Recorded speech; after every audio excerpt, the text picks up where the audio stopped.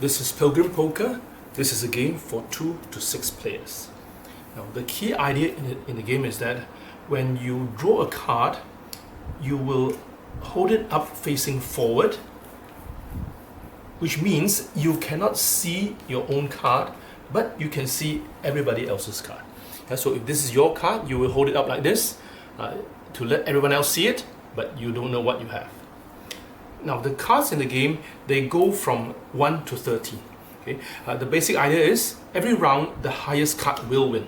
Okay? Now everyone must place an ante, so it starts with just 1 gold. Now and eventually the player with the highest card is going to win all this money. Now you don't know what card you have, so you don't know whether are you going to win or you're not going to win. During a round, beginning with the start player, the players will take turns flipping over one action card. When you flip over the action card, you can choose to use its ability. Now, for example, the start player flips over the race card. So now, he doesn't know that he has a 2, but since he sees that there's an 11 in play, he might be conservative. Maybe he will just raise it by 1, okay? Or he can choose not to raise at all, because using the power is always optional. Okay, so let's say he raises it by 1, and let's say all the other players, they're happy to go along, so they all stay in the game by increasing the bet amount. Now it is this player's turn. Now he may feel confident. He may raise it further. Let's say to a 10, and 10 is the maximum amount. Let's say some people will decide to go ahead. Some may decide to fold. If you fold, you still hold up the card. It is still in effect, but the bet will go to the center. And this player who has folded will not take any more turns. Okay, let's say this player also wants to bet.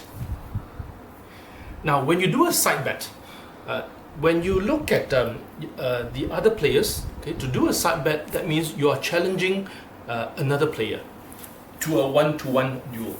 Now between 11 and 2, your chances of beating the 2 is going to be higher. So you can choose to side bet. Now you can declare, for example, you want to make a side bet of 6.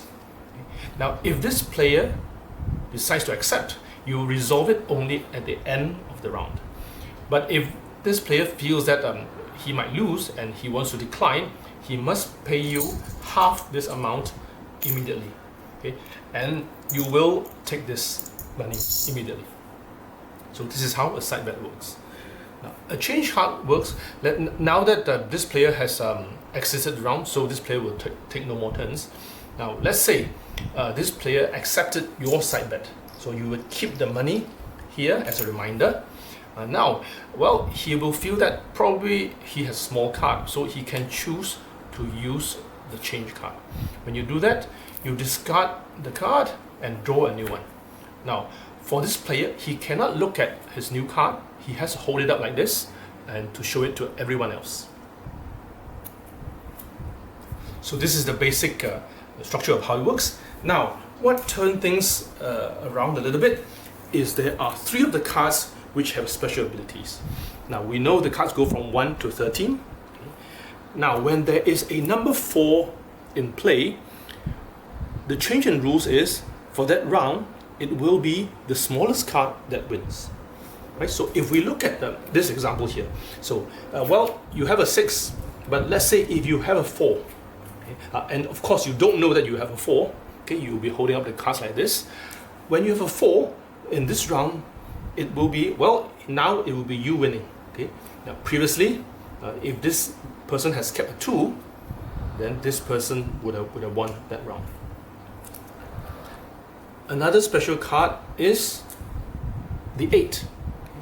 If anyone holds the 8, then all the odd numbers will become 0.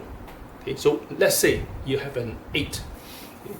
The 11, the 5, they will all become 0. So that means now you are the strongest card. So you would win this round if you stayed until the end. This is the last special card. This is a 10. Okay. Now, if you win or lose with this card, the bet amount will be doubled. So now, in this case, okay, if this is the case, 11 wins, so that means you have to pay not 10 but 20 to this player. However, okay, let's say you win this round. Okay, the bet amount is 10, but because you have the number 10, so both of these players, they have to pay you 10.